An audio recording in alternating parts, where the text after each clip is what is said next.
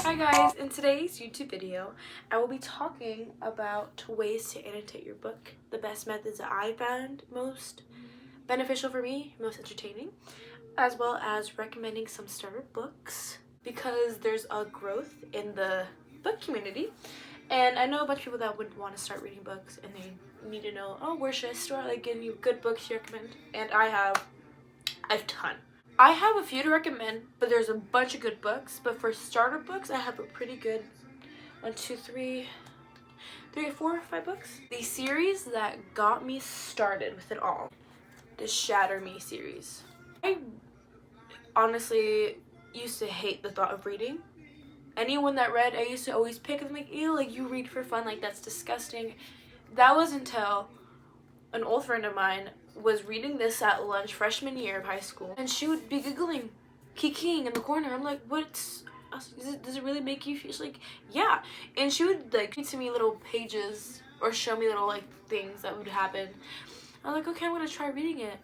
I borrowed her books and I could not put them down. So the first book, this is a series of a bunch of books. And truthfully, I haven't finished them because I was reading them as they came out. And the book that I was gonna read, Imagine Me. I haven't read that one yet. This book is about a girl, which is the protagonist. I would say, yeah. Her name is Juliet. She, if I remember correctly, I'm pretty sure it was since birth, but she has a lethal touch, right? And this isn't a dystopian world. I would say this is more of a fantasy. Definitely enemies to lovers. That's all you gotta say. So she has a lethal touch, right?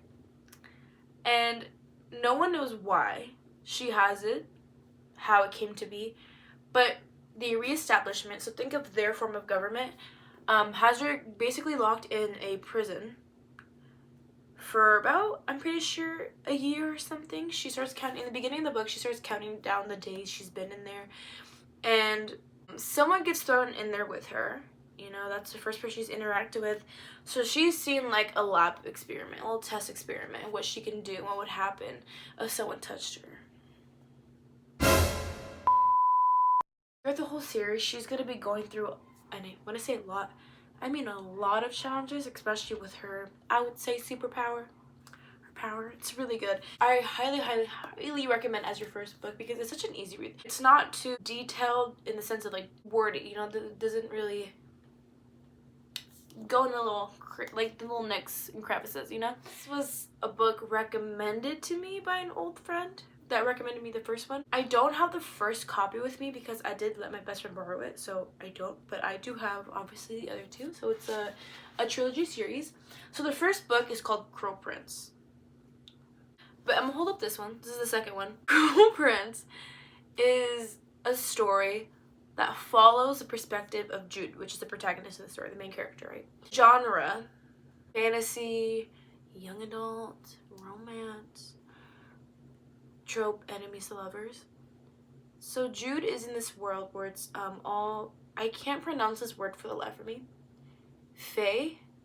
I think that's fae. Yeah, I think it's fae. So there's a bunch of creatures, there's fairies, there's like all these kinds of human beings in their own way, forms of living, right? She, in this world, is a human.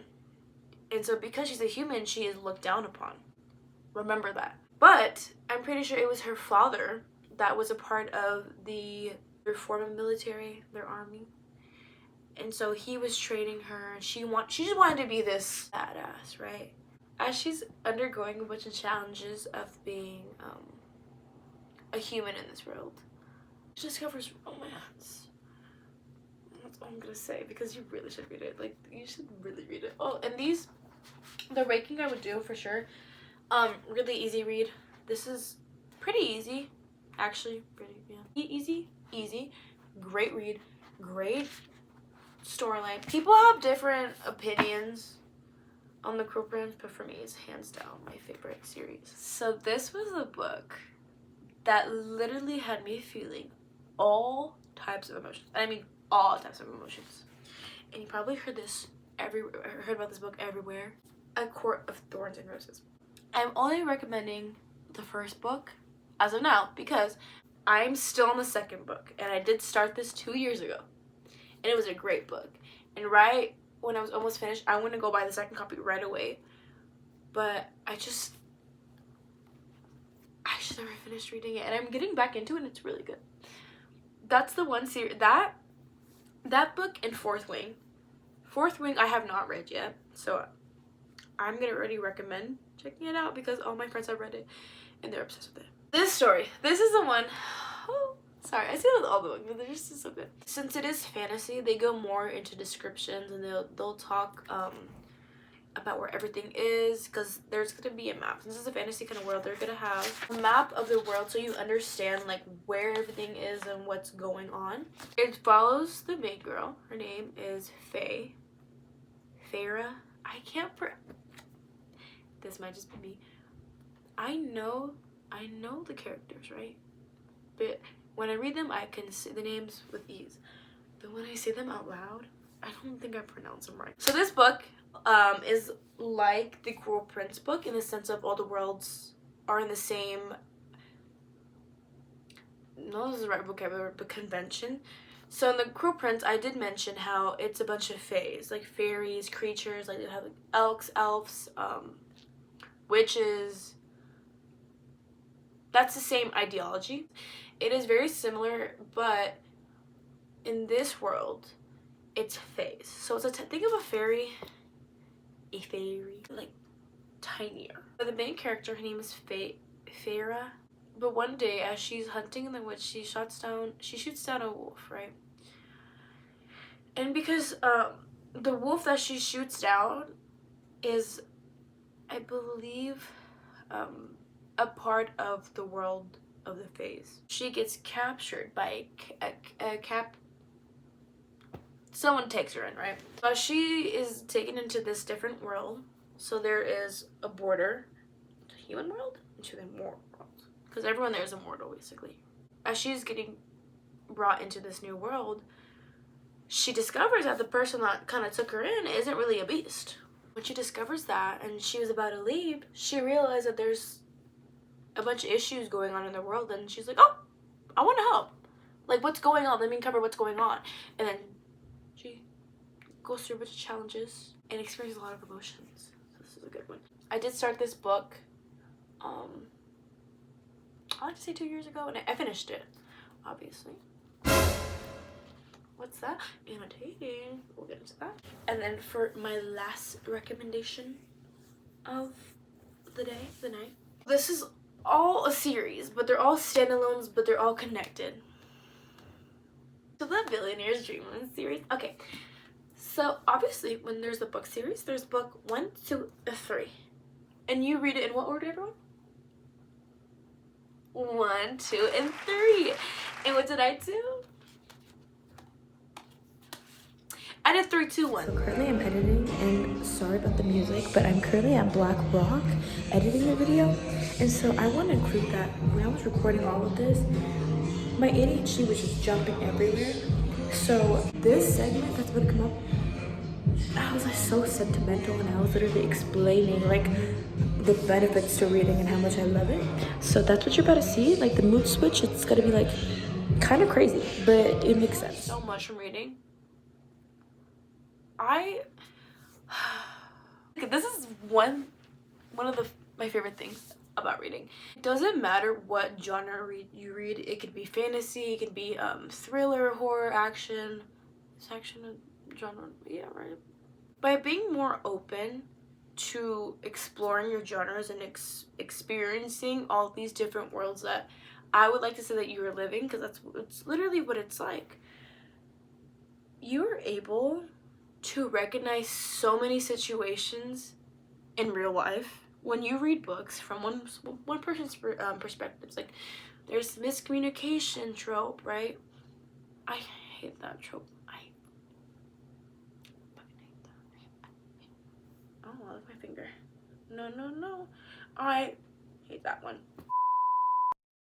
It taught me, for once, patience, and to always think about how someone else might take something. Good or bad? Good or bad. And when my friends tell me about their little situationships, or I think, you know, someone likes me, or we're just friends, and they're telling me about what they do, like, oh, he like holds the door open for me, or he is talking in a certain way, blah, blah, blah. I'm like, girl, I read about this. I know exactly what's gonna happen and how it's gonna end, and blah, blah, blah. Like, you become so smart in the world of living. I love reading so much. Anyways, back to the series. I would have to say to recommend, obviously read it in whichever order you like, but if you read it from 1 to 3, it's gonna make the most sense when it comes to characters, because they kind of do align in each story. Read it 1 through 3 is what I recommend. I also think do whatever you want. I'm not telling you you have to. Starting from 1, it's gonna explain what Dreamland is. Think of your own Disneyland, but in a different world. In this series, they're all brothers, okay? If you read it from beginning, so from book 1 to 3, it will go more in a smoother transition into who each brother is, because in the first book, it's going to be about Rowan, who is, I don't recall if he's a second. He's a middle child, I could be completely wrong, or he's the oldest one.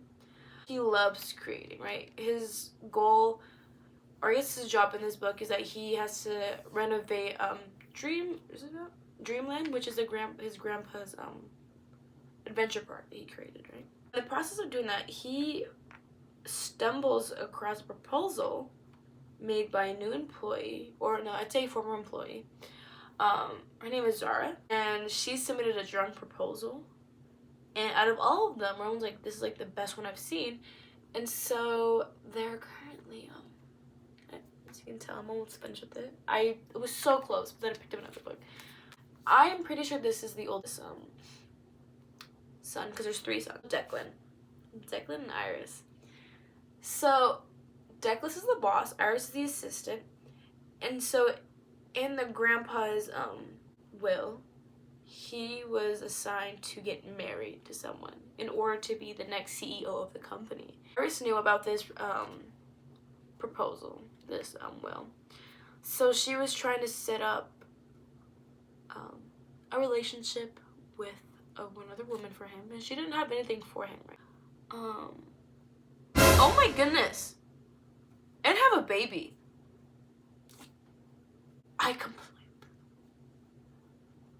Not only is he supposed to get married, he's supposed to have a baby. But things went south, so she had to step in and take the place of being the fiance, whatever.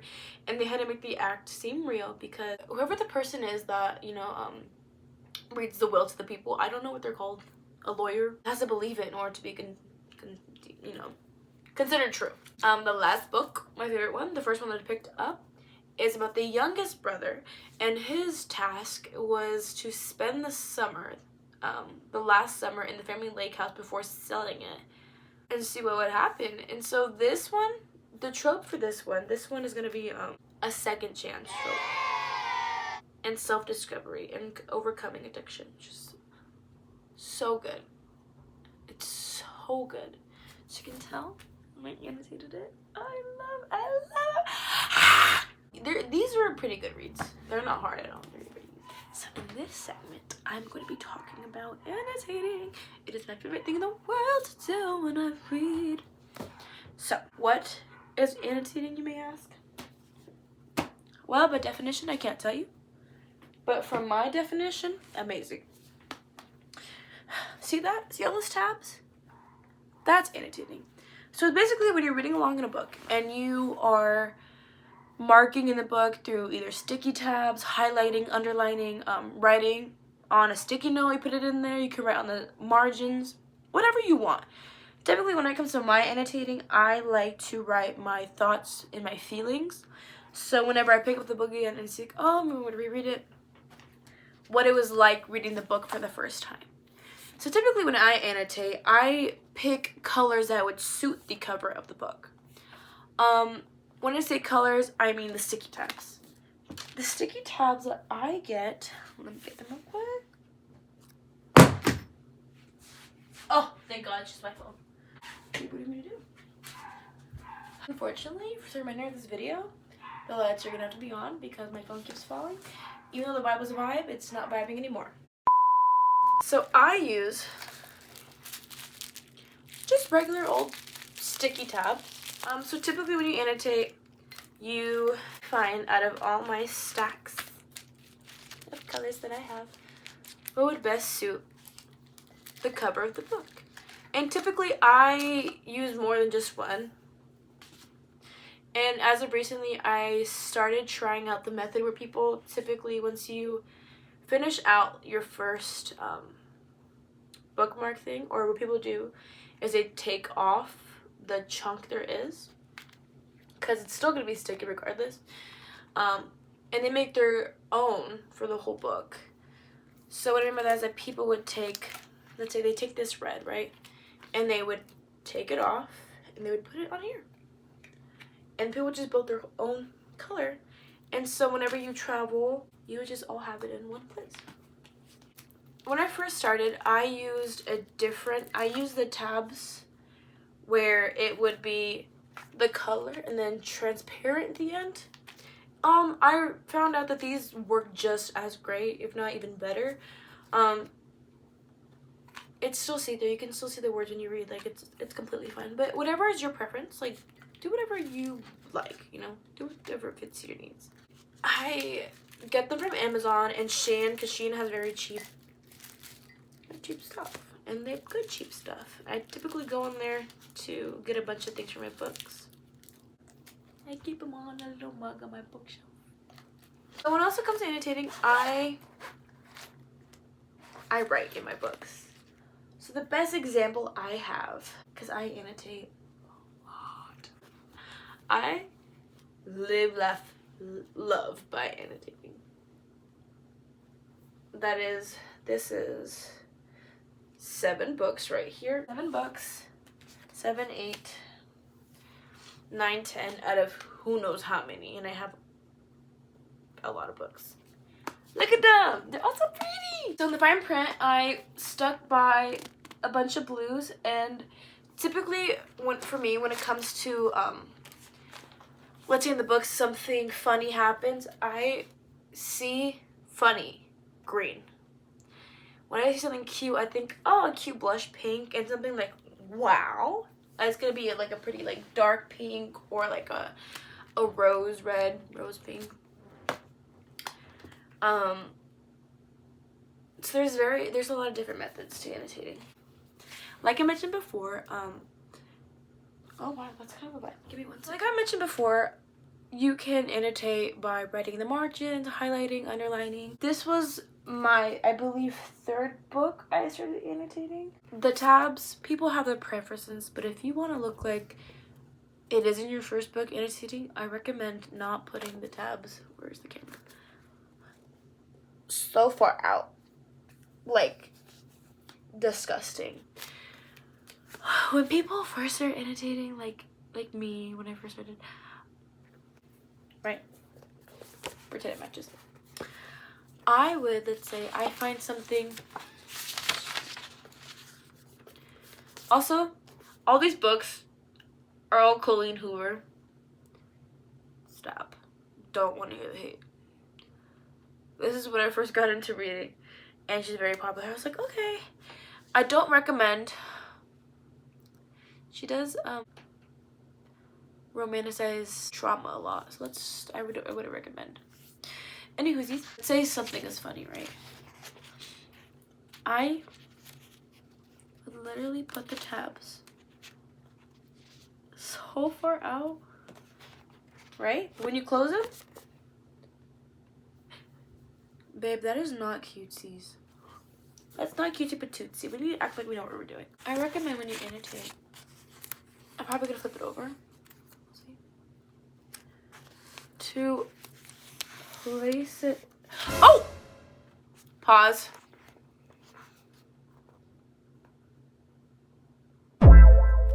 So I will be inserting a clip that I forgot I previously filmed, and I'll show the other way and how I annotated it.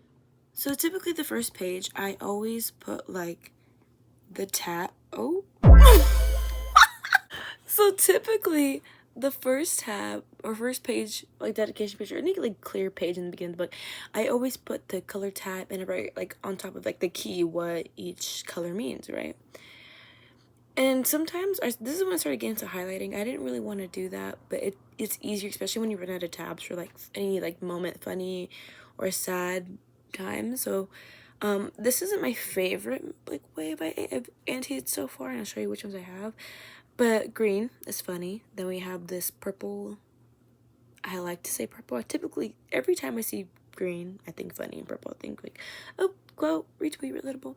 We have sad, we have aw, but that's like sad kind of cute. We have a plot twist, we have aw. And then the last one, holy fucking fuck, that was hot. My apologies. The one thing I regret though, when I first started annotating, is how far out these tabs. I mean, they weren't terrible, but these are so ugly. This is the Dream Billionaire series, right? See that, like how they don't come out so much, and it's like kind of pretty. Oh, this is a great book, by the way. Like oh my god, I freaking love this book. But I still do the same thing, but it's like it doesn't come out as far, and I recommend like not doing that because I don't know. It just doesn't look nice in my opinion. But you know, people have their own preference. So, but typically when it goes to annotating, sometimes you can create, or sometimes I do the key like before the reading because these are pretty basic things. But recently, I've started kind of creating the key as I go, so I know exactly what tabs, because I want them to be different. I don't want them all to be the same. And I always usually get a pen. I always write, you know, how I feel. What else do we have in here? Oh my god, these are so old. Okay, let me tell you real quick why I love annotating. Also, I thought in this segment, like I still recorded and continued about what annotating is so good. But no, I didn't, so I'm sorry. But when it comes to reading and annotating, they go hand in hand. So the same things that I mentioned earlier about how reading helps you, I would say pick up context clues, know how to analyze situations better. Like you have so many experiences, know how to live many lives. Annotating go hands in hand because that's when you take the time to analyze, highlight things that specifically relate in that genre. And it's like there's scientific study that shows like when you write in colored pen, right, black, blue, red, your memory retains more of the information, especially with highlighting, because you are making it pop out on a page when you read. So like I should just include that. Okay, bye. I think the one with the most tabs. Maybe some. Okay, another quick book recommendation. Any Colleen Hoover book. The only one I recommend is this one.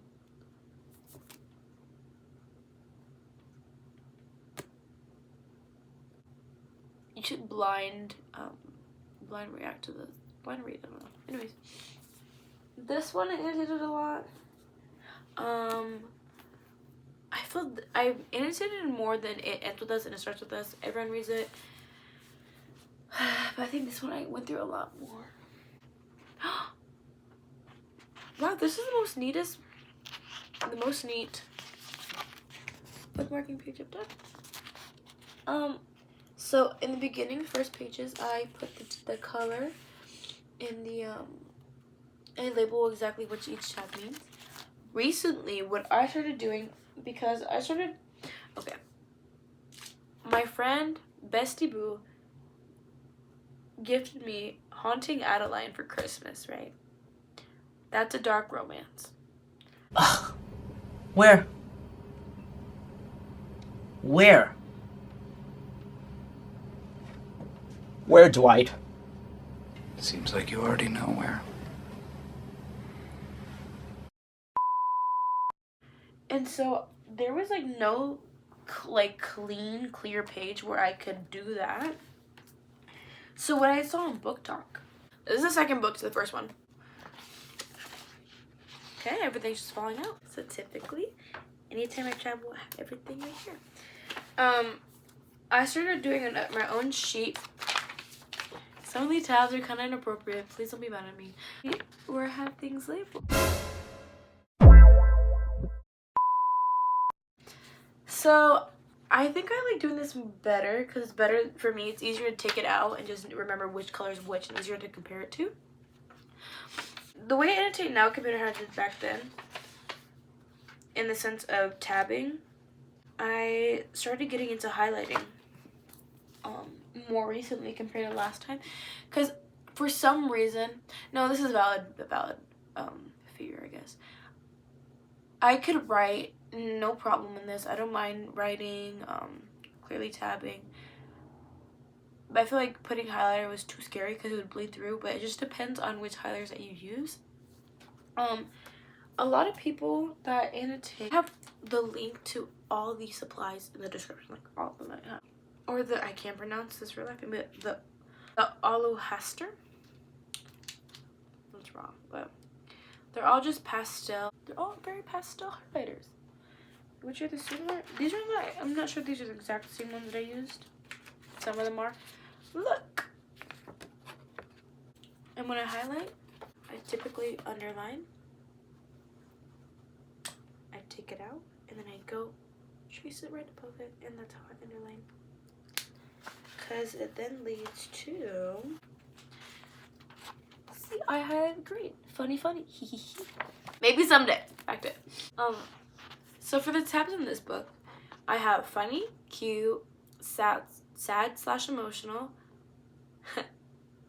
got me giggling and shit. Absolutely not.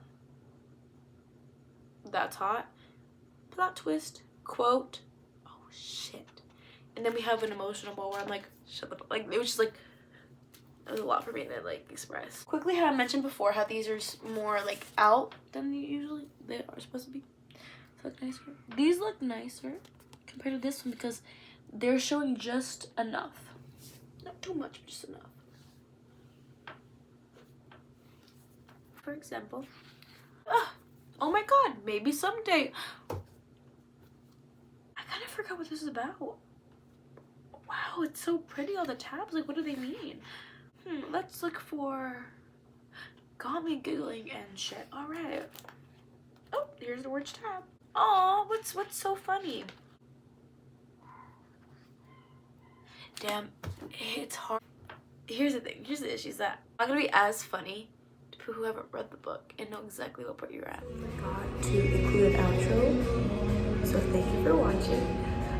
Maybe I might start posting one, maybe not, but